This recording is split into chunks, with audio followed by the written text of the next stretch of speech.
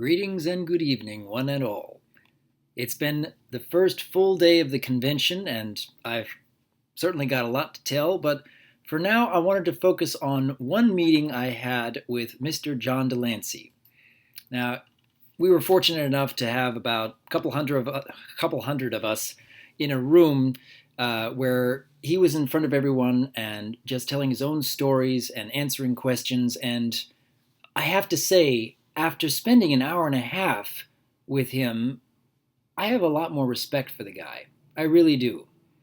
So I hope each of you will indulge me for a little while I chat about this, because earlier this evening I hadn't even intended to spend any time in one of his panels because you needed a special ticket in order to get in there.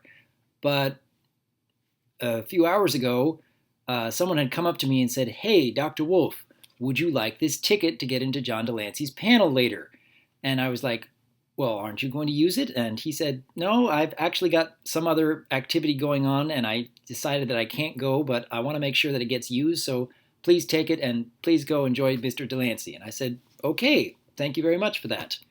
So after waiting in line for a while, we were informed that the original plan for Mr. John DeLancie was that he was supposed to be paired up with Sherclop Pones, and they were going to do improv scripts of something that had been written, maybe 23 pages worth, and that's what people had bought these tickets for.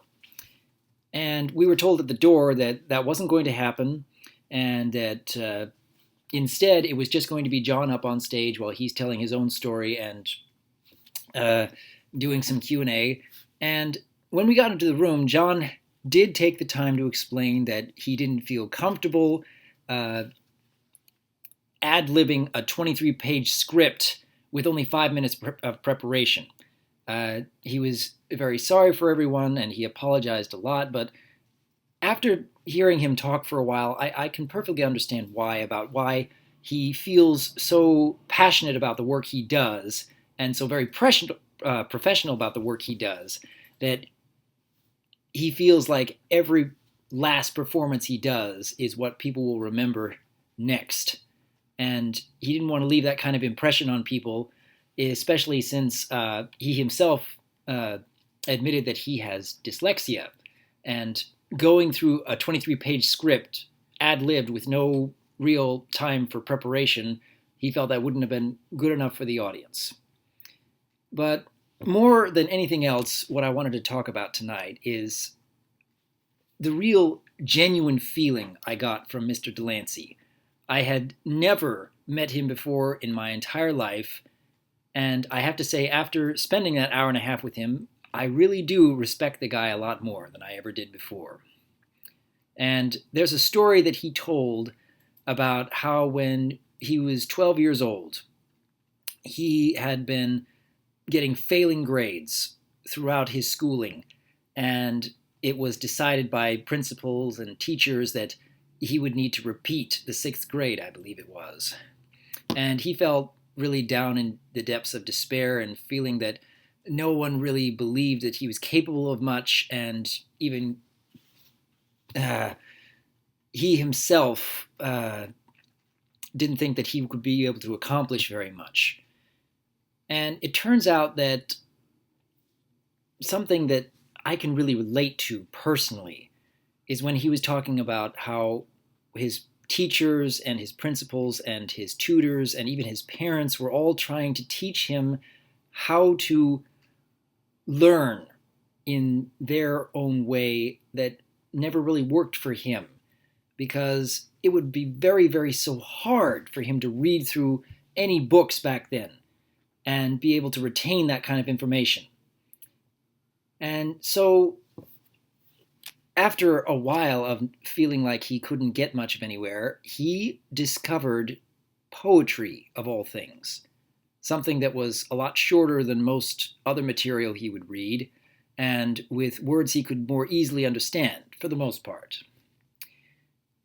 And as he was talking about how reading through all this wonderful poetry at the age of 12 really struck him and gave him a passion for learning about something, there were some parts where he was actually choking up. He was so genuine about it.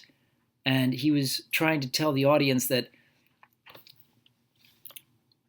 it's so important that you find a way to persevere, that you find a way to struggle on, and you have to find your own way of making things work. You have to discover how you learn. And this is something I've talked about in many of my previous videos about how I've had great difficulty in my own life about doing things that so many other people were trying to teach me to do. And I had to discover a lot of my own methods of learning. It kind of reminds me of testing 1 2 3 from season 4.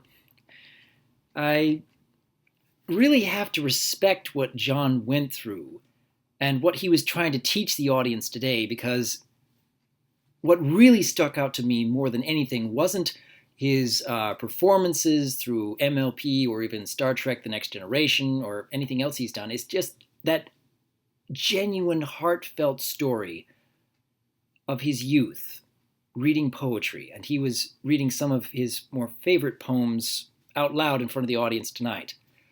And I could really understand how passionate he felt about it, because it made such a deep impact on his life and his learning and finding a passion to strive for when no one, even his teachers, his principals, his tutors, or his family, believed that he was capable of really much in life. He had flunked out of a grade and was repeating it. And anyone going through that kind of situation runs into despair. I have to really respect the guy that he was able to persevere in the face of everything.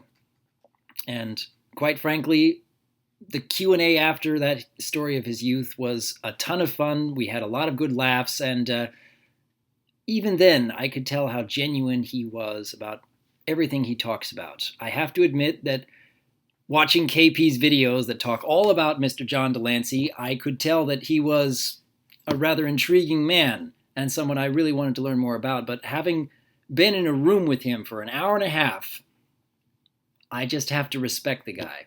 That's what I'm going to remember most about this first day of the convention, is spending time with Mr. John DeLancie.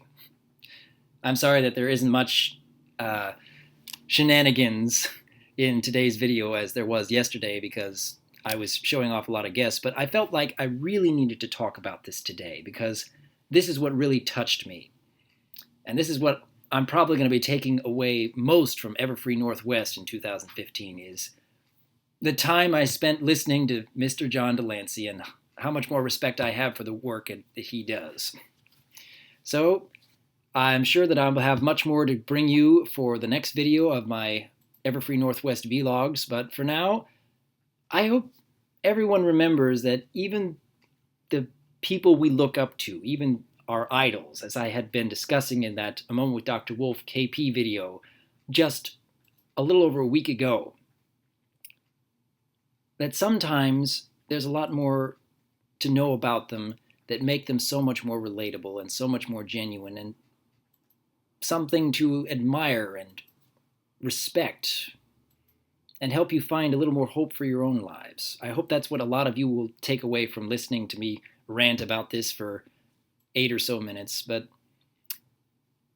this has been what I'm going to take away from Everfree Northwest, and I'm sure that I'll be going through much more of this weekend, but I'm glad that at the very least I was able to meet John face to face for even a couple of seconds and say, "Very well done, good sir." And I really meant it. As per usual, I'd like to hear your thoughts about what we've been discussing this evening, and whether you changed your opinion of Mr. John DeLancie, because I know I have. Leave your comments below, and as per usual, I am Dr. Wolf, and I look forward to hearing from you.